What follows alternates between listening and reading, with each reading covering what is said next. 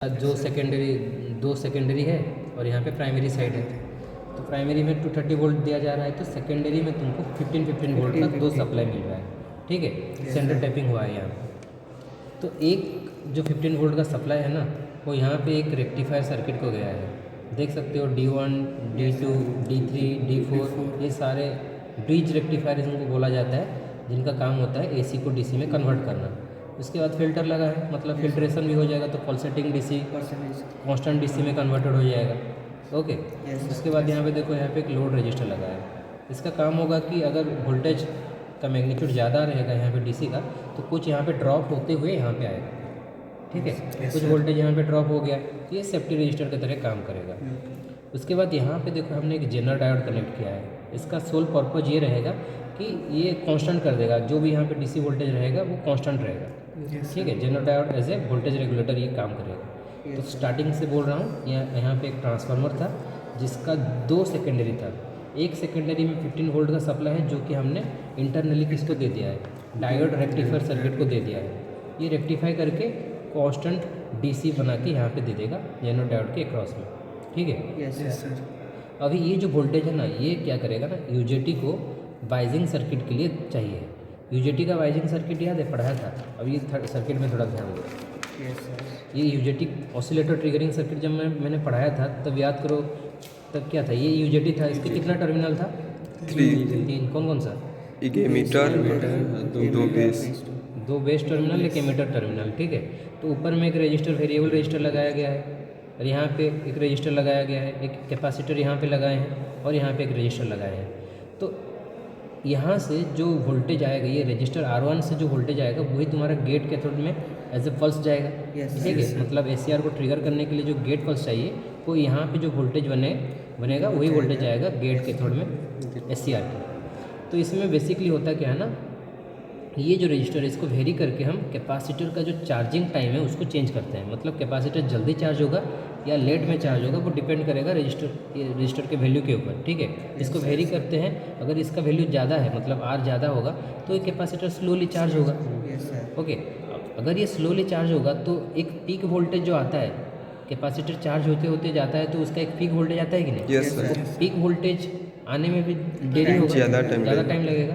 अगर ज़्यादा टाइम लगेगा तो UJT को ऑन करने में भी ज़्यादा टाइम लगेगा। Yes sir. है कि नहीं? क्योंकि UJT तब ऑन होता है जब उसके एमिटर एंड ग्राउंड के क्रॉस में पीक वोल्टेज आ जाता है। तो वो वोल्टेज कौन दे रहा है? ये कैपेसिटर दे रहा है। तो अगर कैपेसिटर धीरे से चार्ज होगा तो वो वोल्टेज आने में भी ज़्यादा टाइम लगेगा। मतलब हम बोलेंगे कि हमने लेट से फायर किया है UJT को, ऐसे बोलेंगे ना, लेट में फायर किया है UJT को। तो जब ये UJT ऑन होता है, कब ऑन होता है? जब कैपेसिटर का वोल्टेज इक्वल होता है पीक वोल्टेज के साथ। कैपेसिटर का वोल्टेज इक्वल होता है पीक वोल्टेज के साथ, तब जाके ये जो यूनि जंक्शन है उसका ब्रेक करता है, और ये होता है ऑन। जैसे ये ऑन होता है, क्या होता है वो बताओ? कैपेसिटर डिस्चार्ज होने स्टार्ट करता है, तो कैपेसिटर का जो करंट होगा वो मतलब UJT से होते हुए R1 में फ्लो करेगा, और मुझे R1 में करंट मिलेगा, तो वोल्टेज भी मिलेगा। ठीक है, वही वोल्टेज तुम दे रहे हो किसको? Gate cathode. ठीक है, मतलब गेट कैथोड में जो पल्स जाएगा वो कब कब जाएगा? जब जब मेरा कैपेसिटर डिस्चार्ज होगा, तब तब मुझे गेट कैथोड में एक पल्स मिलेगा, जो कि थायरिस्टर को ऐसे गेट पल्स मिलेगा। ठीक है ना? Yes sir. तो ये सर्किट समझ में आ रहा है? ये तो मेरा पूरा वाइजिंग सर्किट है। UJT को वाइज करके रखे हैं। एक रजिस्टर यहाँ पे लगाया है, यहाँ पे एक वेरिएबल रजिस्टर कैपेसिटर लगाया है, और यहाँ पे एक रजिस्टर लगाया है जिसका वोल्टेज हमारा गेट कैथोड में जा रहा है। अभी इसको थोड़ा यहाँ पे देखते हैं। ये जो ऊपर में रजिस्टर देख रहे हो वो वेरिएबल रजिस्टर हो गया। Yes sir. ठीक है, हम एक यहाँ से कैपेसिटर को सिलेक्ट कर सकते हैं। तो कैपेसिटर मान लेते हैं कि बीच का कैपेसिटर को सिलेक्ट कर रहे हैं। तो अभी ये कैपेसिटर सर्किट में इंट्रोड्यूस हो गया कि नहीं? ऐसे कनेक्ट कर दिए तो यस सर। तो ये कैपेसिटर सर्किट में इंट्रोड्यूस हो गया। और ये VVB वोल्टेज कहाँ पे होगा? ये जो पॉइंट है वहाँ पे VVB वोल्टेज होगा। ठीक है, ये R4 रजिस्टर यहाँ पे R2 से रिप्रेजेंट किया गया है, और ये जो R1 है ना, यहाँ पे इसको एक ट्रांसफार्मर के वाइंडिंग से रिप्रेजेंट किया गया है। ठीक है, मतलब अगर इस वाइंडिंग में करंट आएगा तो इस वाइंडिंग में वोल्टेज भी बनेगा, और ये ट्रांसफार्मर के प्राइमरी में अगर वोल्टेज बनता है तो सेकेंडरी में भी वोल्टेज आता है। तो यहाँ पे देख सकते हो, ये फिर से एक ट्रांसफार्मर है जिसके प्राइमरी को हमने एज R1 रजिस्टर जो यहाँ पे दिखा रहे हैं, और R1 resistor as a primary transformer में रिप्रेजेंट हुआ है। और इसके जो सेकेंडरी में जो वोल्टेज बनेगा वो क्यों बनता है? ट्रांसफार्मर एक्शन होता है इंडक्शन होके। इंडक्शन ओके, तो यहाँ पे जब जब वोल्टेज बनेगा इधर भी वोल्टेज मिलेगा, और ये वोल्टेज को हम गेट पल्स के हिसाब से देते हैं। किसको देते हैं? थायरिस्टर को देते हैं। ठीक है, तो ये G1 पॉइंट है और ये K1 पॉइंट है, मतलब यहाँ पे जो वोल्टेज है वो ये वोल्टेज को हम G1 एंड K1 को दे देना है, मतलब गेट कैथोड के लिए अप्लाई किया जाता है। तो G1 को बताओ किस में लेके कनेक्ट कर दें? यहाँ पे G1 है ना, ग्राउंड SCR। ओके, हमारे सर्किट में हम खाली एक ही SCR को यूज कर रहे हैं, तो इसलिए ये वाला वोल्टेज या तो ये वाला SCR को हम यूज नहीं कर रहे हैं। अगर एक सर्किट होगा जिसमें कि तुमको दो थायरिस्टर चाहिए, दो गेट पल्स चाहिए, तो यहाँ से एक गेट पल्स यूज कर सकते हैं, यहाँ से भी एक गेट पल्स यूज कर सकते हैं। यहाँ पे इसको यूज नहीं कर रहे हैं। अब ये K1 को कहाँ पे कनेक्ट कर रहे हैं बताओ? थायरिस्टर के K1 से। तो मतलब यहाँ का जो गेट पल्स होगा वो यहाँ पे आ गया। ठीक है, यहाँ तो किसी को डाउट नहीं है। ये वाले सर्किट को हमने यहाँ पे रिप्रेजेंट कर दिया तुमको। ठीक है, अब इसके बाद इस वाले सर्किट में आते हैं।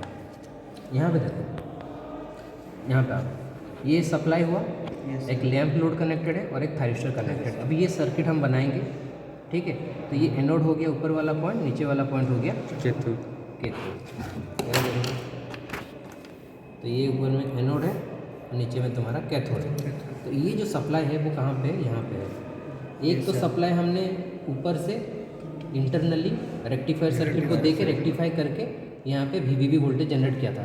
ठीक है, और ये जो नीचे तुम्हारा दिख रहा है 15 वोल्ट का सप्लाई, इसको यूज करेंगे ये सर्किट बनाने के लिए। तो एक लैंप तुम देख सकते हो, यहाँ पे एक छोटा सा 12 वोल्ट का लोड लैंप है, जिसके 2 पॉइंट यहाँ पे दिया गया है। एक रेड वाला पॉइंट है तो एक ब्लैक वाला पॉइंट। तो ये रेड वाला पॉइंट हो गया, तो इस साइड में ब्लैक वाला पॉइंट हो गया। तो सर्किट कंप्लीट कैसे करेंगे बताओ? ये यहाँ से पॉइंट जाएगा रेड से, ठीक है, कनेक्ट कर दो। सप्लाई से लैंप में पॉइंट जाएगा, सप्लाई से नहीं ब्लैक रहता है। ठीक है ना, ब्लैक से एनोड में जाएगा।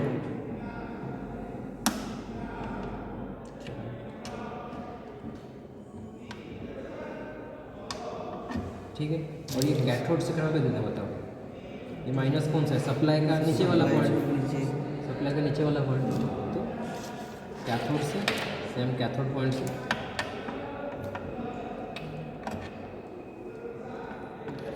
दे दिए। ठीक है, अभी मेरा सर्किट बन गया। अभी इस सर्किट में थोड़ा समझते हैं क्या होता है कि सप्लाई वोल्टेज ऐसे वेरी कर रहा था और हम यहाँ पे अल्फा डिग्री पे फायर कर रहे हैं। किसको फायर कर रहे हैं? SCR को फायर कर रहे हैं, मतलब फायरिंग पल्स हम आफ्टर अल्फा यहाँ पे दे रहे हैं। तो जब हम फायरिंग पल्स देते हैं, वैसे उसी इंस्टेंट से हमारा क्या होता है, जैसे फायरिंग पल्स मिल जाता है, पॉजिटिव हाफ साइकिल चल रहा होगा, तुमने फायरिंग पल्स भी दे दिया, तो ये SCR ऑन होगा कि नहीं? Yes sir. अगर SCR ऑन हो गया तो सारा का सारा वोल्टेज लोड के क्रॉस में आएगा, यस है कि नहीं? लेकिन 0 to अल्फा हमारा गेट पल्स प्रेजेंट नहीं है, खाली SCR फॉरवर्ड वाइज कंडीशन में था because of the positive half cycle of the supply. तो उस टाइम मेरा थायरिस्टर मतलब कौन से स्टेट में रहेगा? ऑफ स्टेट में। ऑफ स्टेट में रहेगा कि नहीं? तो अगर ऑफ स्टेट में है तो उसका कैसे वोल्टेज दिखाओगे? जो सप्लाई वोल्टेज होगा वही सप्लाई वोल्टेज आएगा कि नहीं? ठीक है ना? तो उस टाइम तुम्हारे लोड में कुछ वोल्टेज मिलेगा? नहीं, 0 वोल्ट। तो इसलिए हम 0 to अल्फा कुछ भी वोल्टेज नहीं दिखाएंगे, क्योंकि SCR तो मेरा ऑफ कंडीशन में है, बिकॉज फायरिंग पल्स हमने अप्लाई ही नहीं किया। अल्फा में फायरिंग पल्स जैसे ही अप्लाई किए, मेरे SCR क्या हो जाएगा? ऑन, और सारा का सारा वोल्टेज SCR के क्रॉस में दिखाएगा।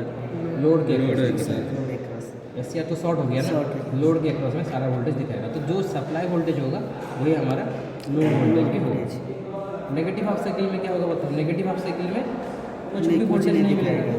नेगेटिव हाफ साइकिल में कुछ भी वोल्टेज नहीं मिलेगा ना। ऐसा क्यों है? क्योंकि अगर नेगेटिव हाफ साइकिल में रिवर्स वाइज हो जाता है हमारा SCR, तो इसलिए कुछ भी तुम्हारा वोल्टेज नहीं आएगा उसके क्रॉस में। ठीक है ना? Yes sir. नहीं समझे सर। हो रहा है तो देखो, पाई टू 2 पाई। अभी हमारा नेगेटिव हाफ साइकिल चल रहा होगा। Yes, तो जब नेगेटिव हाफ साइकिल चल रहा होगा तब मेरा SCR हो गया होगा ऑफ। Okay, yes sir. तो अगर SCR ऑफ है तो लोड में कुछ भी करंट नहीं फ्लो करेगा, तो लोड में वोल्टेज भी जीरो। तो इसीलिए pi to 2 pi load voltage is 0। तो ऐसे करके हमारा आउटपुट वोल्टेज का शेप आना चाहिए। और ये हमारा थायरिस्टर के अक्रॉस का वोल्टेज दिखा रहा है। 0 टू अल्फा हमारा थायरिस्टर क्या था? Of state. ऑफ स्टेट में जो भी सप्लाई वोल्टेज होगा वही तुम्हारा थायरिस्टर के अक्रॉस का वोल्टेज होगा। 0 टू अल्फा सप्लाई वोल्टेज ऐसे वेरी किया है, तो इसलिए ऐसे वेरी किया है। लेकिन अल्फा के बाद तो थायरिस्टर ऑन हो गया होगा ना? Yes sir. अगर ऑन हो गया है तो उसके अक्रॉस का वोल्टेज 0, ठीक है ना? यस तो सर। यहाँ से 0 दिखा है। फिर जब नेगेटिव हाफ साइकिल आएगा, सारा का सारा सप्लाई वोल्टेज थायरिस्टर के अक्रॉस में आ जाएगा नेगेटिव हाफ साइकिल में। Yes sir.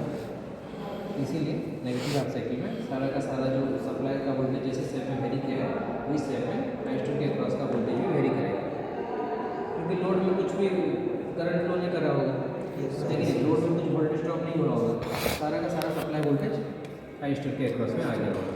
तो ये शेप हमारा आना चाहिए, जिसको हम यहाँ पे CRO के थ्रू में देख सकते हैं, ठीक है? यस। तो अभी देखो ये CRO है, ये CRO हो गया।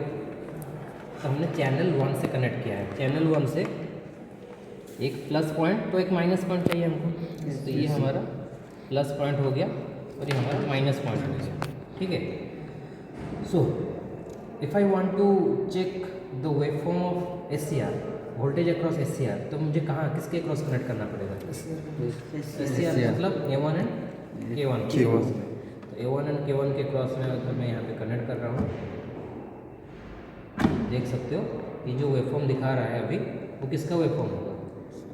SCR के क्रॉस का मतलब थायरिस्टर के क्रॉस का वोल्टेज है, ठीक है? तो यहाँ पे जो मैं इसको वेरी कर रहा हूँ, ये बेसिकली किसको वेरी कर रहा हूँ बताओ? Firing angle.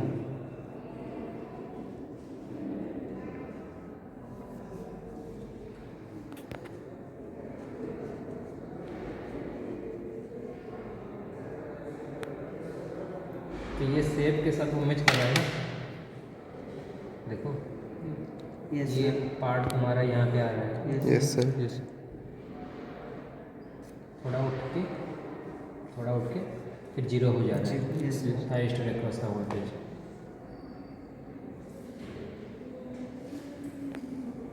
ठीक है?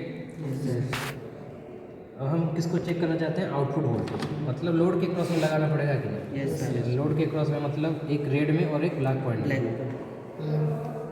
लैम्प के क्रॉस में लगाना है, यस। ठीक है? ठीक है, ये लैम्प के क्रॉस में लगा दिए।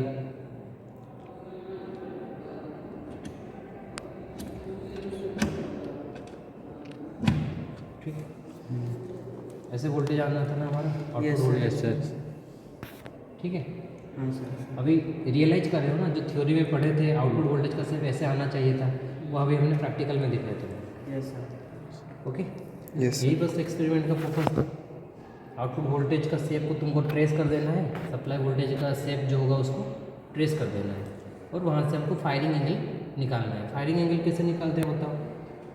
फायरिंग एंगल कुछ इंस्टेंट के बाद तुम्हारा ट्रिगर हो रहा है ना, Yes, sir. तो वो यहाँ से टाइम पर डिवीजन को देख के तुम इजीली मतलब मेजर कर सकते हो टाइम पर डिवीजन। एक साइकिल में कितना डिवीजन आ रहा है काउंट कर लो, वो 180 डिग्री को करस्पॉन्ड करेगा। इसके बाद देखना है कि मेरा कितने डिग्री छोड़ के तुम्हारा SCR हमारा ऑन हो रहा है, ठीक है? उससे करके तुम आउटपुट वोल्टेज के साथ साथ अल्फ़ा को भी मेजर कर सकते हो। सिंपली अल्फ़ा क्या है? कौन से इंस्टेंट में गेट सिग्नल दे रहे हो, मतलब कौन से इंस्टेंट से तुम्हारा कंडक्शन स्टार्ट हो रहा है, आउटपुट वोल्टेज आना स्टार्ट हो रहा है, ठीक है? तो वो यहाँ से वेवफॉर्म से देख के और यहाँ से टाइम पर डिवीजन को देख के मेजर किया जा सकता है। और ये जो वोल्टेज हमको मिल रहा है उसका वोल्टेज को यहाँ पे वोल्ट और डिवीजन से तुम इजीली ये कितने वोल्ट का सिग्नल तुमको मिल रहा है वो भी पता कर सकते हो, ठीक है? अच्छा, Yes, अगर तुम गेट पल्स देखना चाहते हो कि गेट पल्स कैसे जनरेट हो रहा है, तो वो बताओ कि किसके क्रॉस में कनेक्ट करें? यहाँ से रिमूव किए gate and cathode. Gate and cathode के क्रॉस में,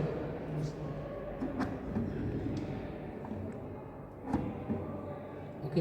तो अभी ये जो इसमें थोड़ा स्केलिंग करना पड़ेगा, तो स्केलिंग करने से दिखाएगा, ठीक है? ये जो आ रहा है वो पल्सेस, वो गेट पल्सेस के हिसाब से आ रहा है, समझे? Yes, sir. These are the gate pulses that you are feeding to the thyristor.